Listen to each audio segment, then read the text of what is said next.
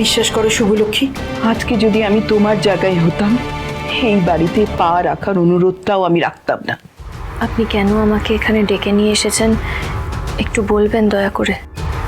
আপনি নেহাত আমার থেকে বয়সে বড়, তাই আমি আপনার অনুরোধ ফেলতে পারিনি, নয়তো এই বাড়িতে থাকার এক মুহূর্তও আমার ইচ্ছে নেই। বিশ্বাস করো শুভলক্ষ্মী, যখন আমি তোমাকে প্রথম মন্দিরে এই অবস্থায় দেখলাম, আমি অবাক হয়ে গেছিলাম।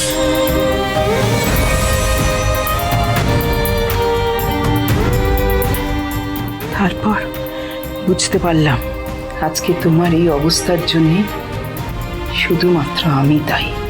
এমন রত্নগর্ভা আমি, এমন তুমি ছেলে মেয়ের জন্ম দিয়েছি আমি, যারা তোমার সব কিছু শেষ করে দিল। আমার ছেলে মেয়ে দুটো নিজের জীবনগুলো তো নষ্ট করলো, তার সাথে না জানি কত মানুষের জীবন নষ্ট করলো। জানো শুভলক্ষ্মী, আমি ওদেরকে স্পষ্ট করে বলে দিয়েছি আমি ওদের মুখও দেখতে চাই না, কিন্তু তাতে অবশ্য ওদের কিচ্ছু যায় আসে না। এমন প্রতিহিংসা আগুনে ওরা জ্বলছে, নিজের মাকে অব্দি তোয়াক্কা করে না। আমাকে ক্ষমা করে দাও শুভলক্ষ্মী, মাসিমা, আমাকে ক্ষমা করে। মাসিমা প্লিজ, আপনি এভাবে একটু কাঁদবেন না। আপনি তো কিছু করেননি। এই নিন, আপনি একটু জল খান তো, শান্ত হন। ধরুন, শান্ত হন। করছো শুভলক্ষ্মী, কোথায় আমার তোমাকে সাহায্য করা উচিত, তা না তুমি আমাকে।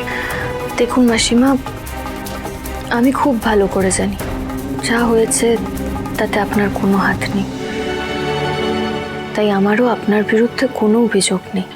শুভলক্ষ্মী, তুমি আমাকে বলো প্লিজ, আমি তোমাকে কিভাবে সাহায্য করতে পারি।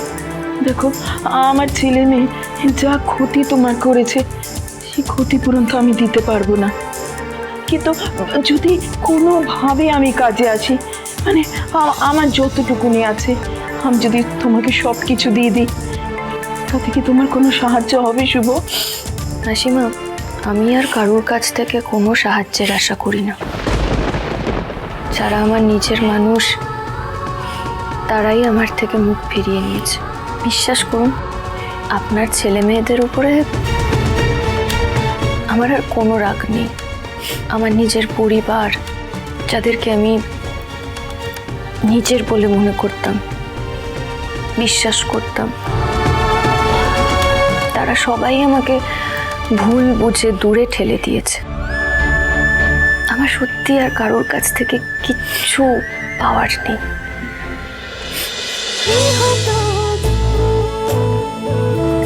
গৃহপ্রবেশ সোম থেকে রবি রাত 10টায় স্টার জলসায় ও জিও হটস্টারে।